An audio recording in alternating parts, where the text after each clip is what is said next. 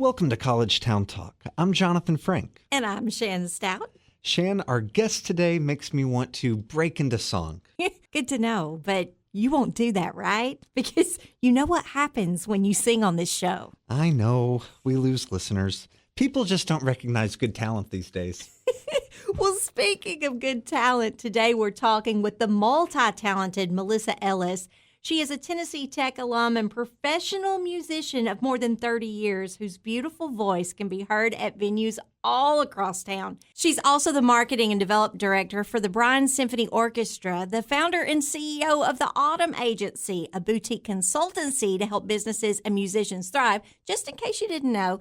And she is the music director for Hip Cookeville, a community group that helps neighbors stay in the know and connected to one another. And of course, we all are big fans of that. Melissa, welcome to College Town Talk. Thank you for having me. Now, Melissa, we've got a lot to talk about today, and we're going to unpack this a little at a time. So let's start with the Bryan Symphony Orchestra, because we may have some new students and some new parents listening today who don't know that we have a professional symphony orchestra right here in Cookeville. Yes. Now, the BSO, as we like to call it, is celebrating its 62nd season. That is hard for me to imagine. What can audiences look forward to from the symphony this year? Obviously a lot to talk about. Right. And, I have people ask, they're like, oh, is it a community band or, is it just like a group of tech professors? I'm like, well, it is made up of some faculty, but we do have a lot of, and that faculty is also very professional and they do gigs, they substitute in other orchestras, but it is made up of professional musicians from even, Chattanooga and Nashville. It is a professional orchestra. In fact, I think we are the only professional orchestra in rural Tennessee. So that's really exciting. And I like to try to place ownership on, the Upper Cumberland, not just in Cookeville, but in the Upper Cumberland, because we do so much for all the communities that surround us, like our education concerts. We do a series of education concerts in November for all the fourth graders in the surrounding communities. And in most cases, this will be the only time they ever get to experience an orchestra concert. So it's really incredible. But I think the one thing I'm looking most forward to this year, and I was just giddy with excitement when I first read it, is that we're having Doreen Ketchens, who is an incredible jazz clarinetist, come in April as our featured guest with the Bryan Symphony Orchestra. And I am a jazz connoisseur, so I came out of my skin when I read that. My husband and I were like, oh my gosh, we have to go to that one. I have to go to all of them, but I have to go to this one. So if I'm on my deathbed, I will be there. Well, and we should say for students too, tech students that may be listening, there's discounted admission for them to come to those concerts. And so make plans to stay in town over the weekend. Join us they're on Sundays, and come out to those subscription concerts.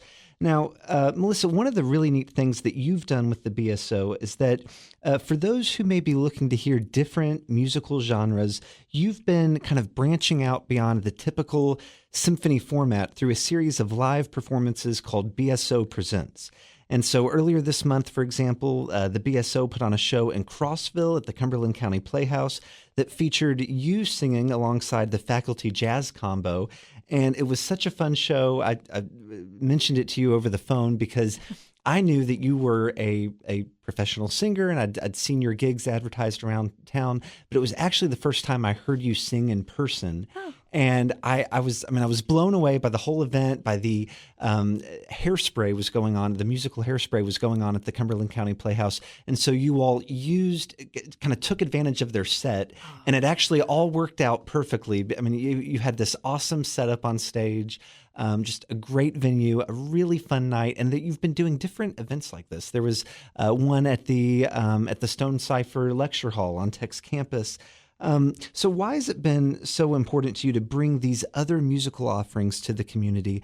And what other BSO Presents performances do you have up your sleeve? Well, I would like to start to say I can't take full credit for BSO Presents. Our former executive director, Rachel Wingo, who is now the cultural arts superintendent of Cookeville Leisure Services at CPAC. This was kind of her brainchild, and she did a couple of concerts last summer, and when she had told me what they were, and I heard her heart in it and what they were supposed to accomplish, I connected with that. And so I was like, we have to do this again. We have to do this again and just make it a consistent thing. What it is, I understand that not everybody is into classical music. And our mission is to enrich, entertain, and educate. And I believe the BSO Presents does that. And it doesn't have to be classical music. We are reaching the communities where they are at. We had the TTU Faculty Jazz play at the Ashraf Islam Engineering Building, which is an incredible building. It's so beautiful inside. And they did an incredible job. I mean, people came out and they were like, oh, I love jazz. They're doing jazz. And so they came out, and it is a fundraiser. So we are, able to fund our musicians throughout the year and our organization. It is a nonprofit. And I'm sure everyone knows how nonprofits make money. But the jazz concert was incredible. And then at Stone Cipher, we had Emmy Sunshine, who is not jazz. She is not classical. She's roots. And so she does a lot of country and Americana, an incredible artist. And we had her there, and she did a small, intimate kind of listening room concert. And then, of course, like you said, we were at the Cumberland County Playhouse, and we got to use the Hairspray set, which it was magnificent. I loved that. But, later this year in October, we're going to be doing another BSO Presents at the Cumberland County Playhouse. They were so kind to partner with us. I grew up, sort of speaking, with Bryce McDonald, who is now the producing director at the Cumberland County Playhouse. Bryce, he's amazing. He's amazing. We knew each other when I was starting out as an actress and he was starting out as a stage manager. And so, we're the same age. We grew up together there. And I was like, hey, let's partner. We would like to reach out a little bit more to Cumberland County and the Fairfield Glade community. And we know that you have a solid, stable market in that area. And it just makes sense to partner with other arts organizations, because I do see that they are all suffering. It seems like we're always suffering at some point or time or another, but there's safety in numbers. And that was a partner I wanted to make. So on October 22nd, to be precise, we are having the quintets from TTU faculty. This includes, I believe, the Cumberland Arts or the Cumberland Brass Quintet, and then the Arts Quintet. They're incredible. They're ensembles, and I don't know exactly what their set is going to look like, but I know that Colin Hill has told me about a little bit about them, so it's going to be really great. And then in December, we're doing, I believe, on December 14th, we are doing a chamber orchestra for the holidays. And we're going to have a special guest artist to sing with us. And I'm talking to the person right now, so I can't really give out the names yet, but we're really excited. We're really hoping that he will join us. So that's what we have right now. And then, of course, we're going to start making plans for next year in 2026 for BSO Presents. Well, Melissa, I'm so excited for all of those things. And if you're listening to this podcast and you've never been a part and experienced Bryan Symphony Orchestra for yourself, understand that anything you've heard on the radio is not the same as the live music experience. Exactly. It will make you a fan of genres that maybe you previously were not a fan of, because it is very rich and full and the talent is so obvious. But right now, we're going to jump in our time machine and go backwards, because I want to talk about your college years. Oh, wow. Now, like you said, you're a proud Tennessee Tech alum with a degree in music therapy. So what are some of your favorite memories from that time in your life? Because, we have some students and some parents that are listening today. And, how does your educational background show up in your life now and your career now, perhaps in unexpected ways? Okay. So, with going to college, the important focus is always education, what you pick. And that is extremely important.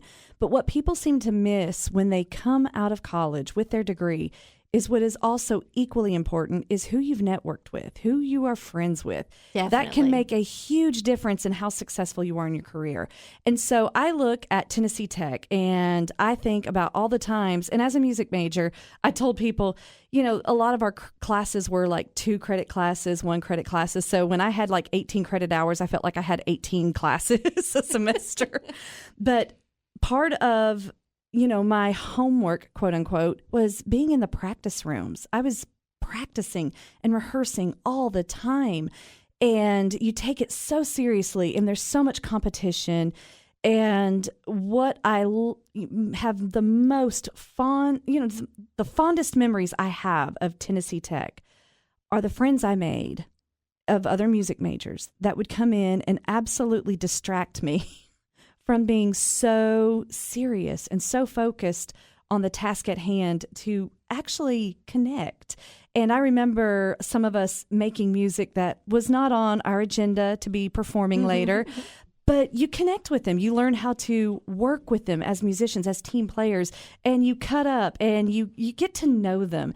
And that has paid off immensely. And so those are my fondest memories of Tennessee Tech. And it seems like that's not the important one, but it absolutely is. I love that answer. And it makes me think, we're taping this the day after freshman convocation. They held that yesterday. And Susan Wells from the College of Business spoke to the freshman students and told them that at Tennessee Tech, you're not just getting an education, you're getting a community. Yes. And so you are attesting to that. And for me too, as an alum, I mean, that's one of the great things that Tech gave me, is just a wonderful community and a group of friends. And speaking of community, we've got to talk about your involvement with Hip Cookeville, which for those that don't know, and I feel like I'm gonna undersell this here, because you just, if you know, it is Hip Cookeville is.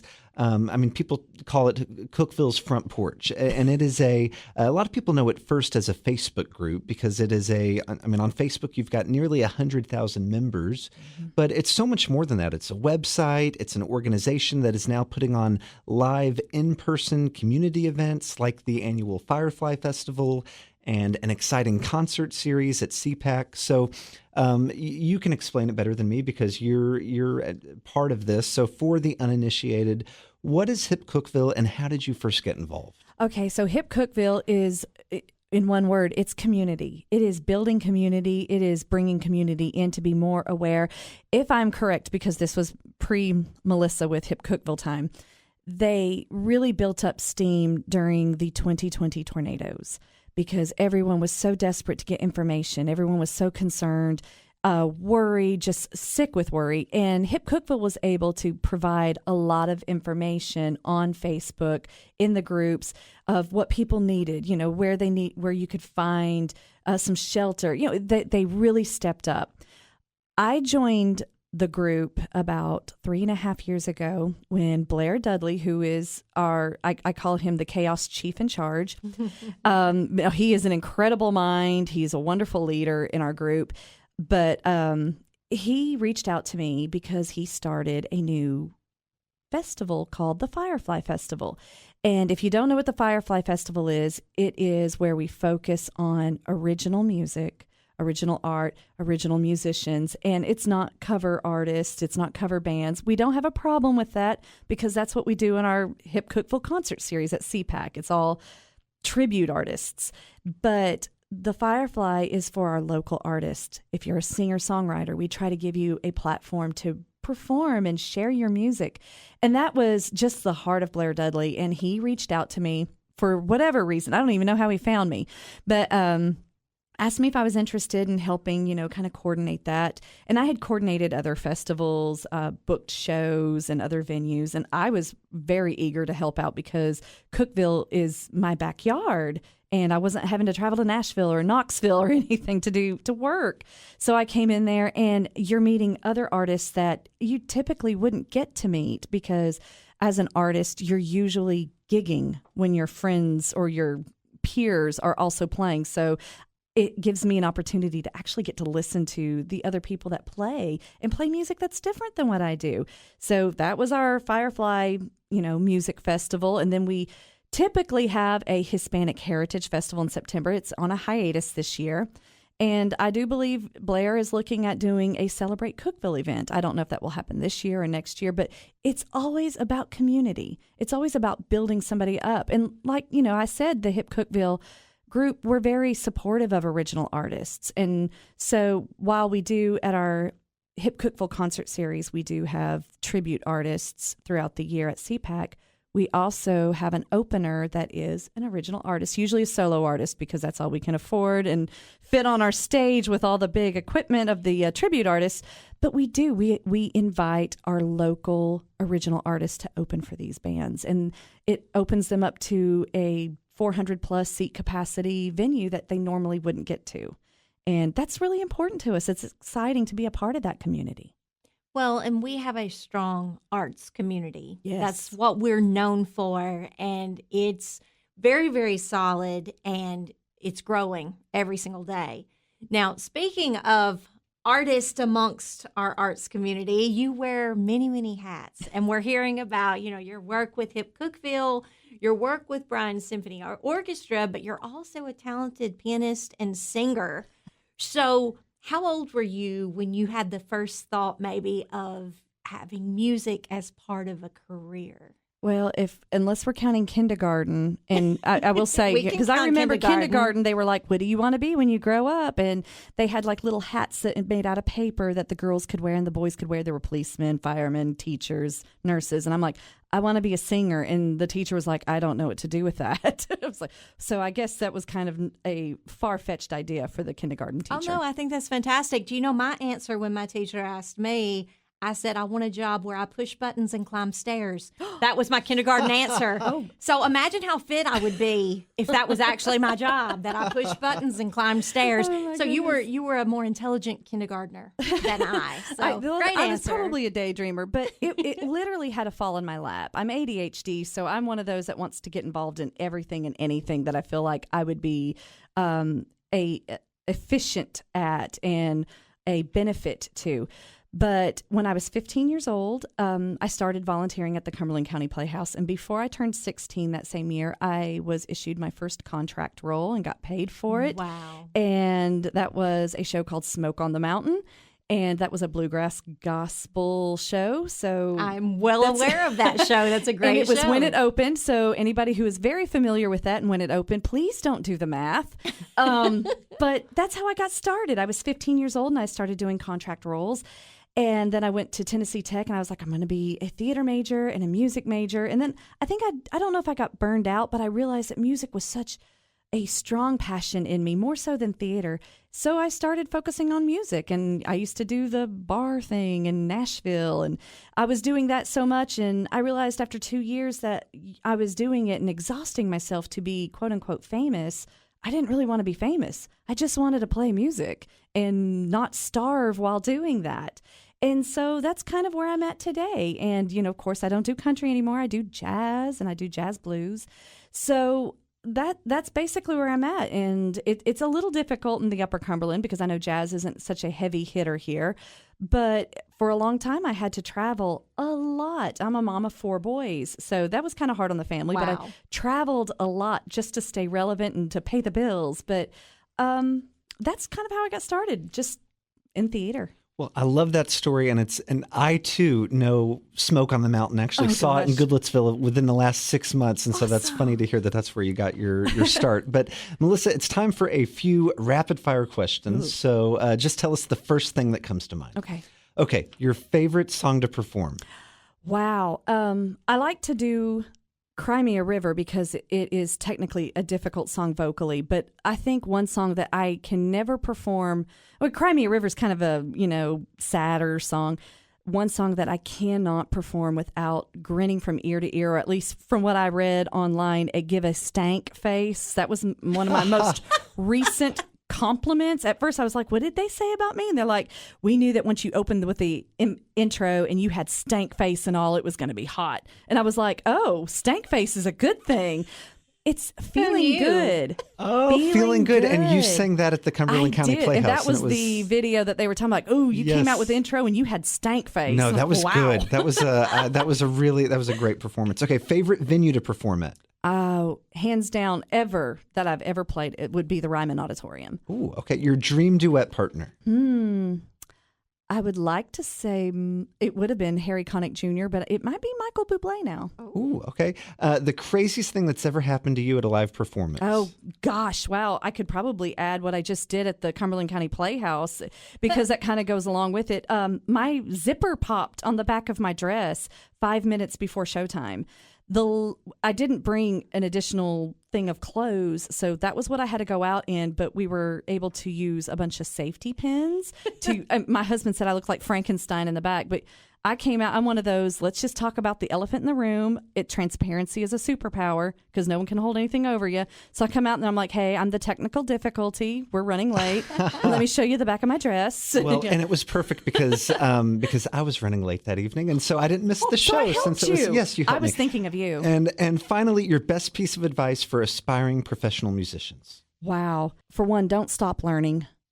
Continue learning. Whether if you are a self-taught guitarist, learn theory. If you're a self-taught musician, go to a voice instructor so you don't hurt yourself. But more importantly, I would have to say, approach this industry with an abundant mindset. There are plenty of scarcity mindsets that are out there, and abundance is such a winning power. And with that, I can honestly say that when I play music with other musicians, if they have a scarcity mindset, they usually have a bad attitude. Mm-hmm. And I will play with the most mediocre musician if they have the best attitude ever. And that is far more important. Nobody wants to play with a jerk. Oh, completely agreed. Now, Melissa, we end each podcast with the same question. So here we go. Okay. What is one way that Tennessee Tech has impacted your life? Wow. I feel like that's where I found out who I was. I mean, that was the beginning of growth. I stepped out of my parents' house. I became, Melissa Ellis. I'm learning who I am, what I stand for, what I really want to do, what I believe in, and who I really want to be friends with. That was very important. I mean, aside from all the academia from it, it was the community I built around me and who I built myself to be. And that was very important at Tennessee Tech. That is a fantastic answer. Thank you so much for being our guest today on College Town Talk. And for our listeners, you can learn more about the Bryan Symphony Orchestra and buy tickets to upcoming concerts and events at bryansymphony.org. You can also connect with Hip Cookeville at hipcookeville.com. And one more thing before we go. If you're enjoying our show and hearing from incredible local talents like Melissa, would you please, please, please do us a favor and leave a 5-star review on Apple, Spotify, or wherever you get this podcast? It all helps to spread the word about the great things happening right here in Cookeville. We'll meet you back here again next week for more conversations with the people who make Cookeville Tennessee's college town.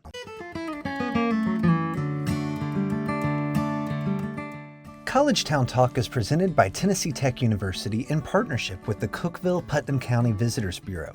Your hosts are Jonathan Frank and Shan Stout, and original music is performed by Andrew Buckner. Visit us online at tntech.edu/collegetowntalk.